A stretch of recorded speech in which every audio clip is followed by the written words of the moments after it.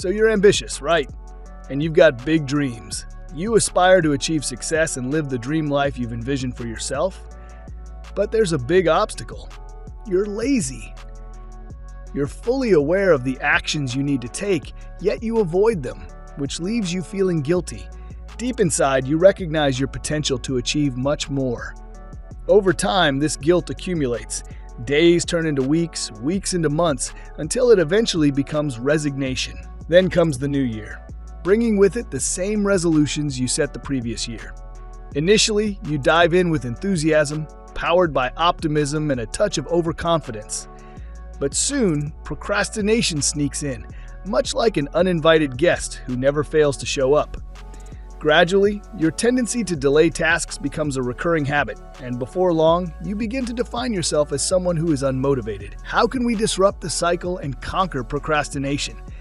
Although the internet is flooded with advice, much of it only scratches the surface, suggesting steps like deleting social media or minimizing distractions. These methods might offer short-term benefits, but they fail to address the fundamental issue, the true root of procrastination, which boils down to one key concept: inertia. In the realm of physics, inertia describes the tendency of objects to remain at rest if they are stationary or to continue moving if already in motion, unless acted upon by an external force. This principle, articulated in Newton's first law of motion, is just as relevant to the tasks we tackle in life as it is to physical objects. Starting any task, regardless of its size, demands an initial effort to break free from the resting state of inertia. This is where the challenge lies. We often build up this first step in our minds, making it seem so daunting and overwhelming that we end up avoiding the task altogether. Instead, we seek refuge in easy, dopamine-boosting distractions that provide temporary relief. To overcome procrastination, we must first overcome inertia. This can be achieved in two effective ways. The hardest part is often beginning, so simplify this by lowering the pressure and taking the tiniest initial action. For instance, if you say to yourself, "I must sit down and finish my 5,000-word essay," the resistance can feel overwhelming due to the high expectations.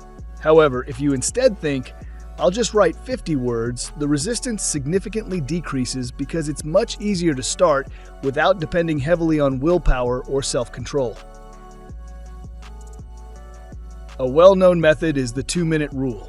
If you're not motivated to begin, simply commit to doing the task for 2 minutes, then stop if you wish. For instance, if you're reluctant to clean your room, play a song, tidy up during the song, and stop once it ends. The beauty of this approach is that more often than not, you'll go beyond the 2 minutes or exceed writing 50 words. This happens because motion sustains itself. Once we start, we build momentum, which propels us further. At first, it may feel like pushing a ball uphill, but once inertia is overcome, the effort becomes easier, like rolling downhill. That's why making the initial effort simple and manageable, such as starting with just 2 minutes, is crucial. You can use these two strategies in any aspect of your life to beat procrastination, be it hitting the gym, advancing your side hustle, nurturing your relationships, or virtually any other task. As Martin Luther King famously said, "You don't need to see the entire staircase, just take the first step."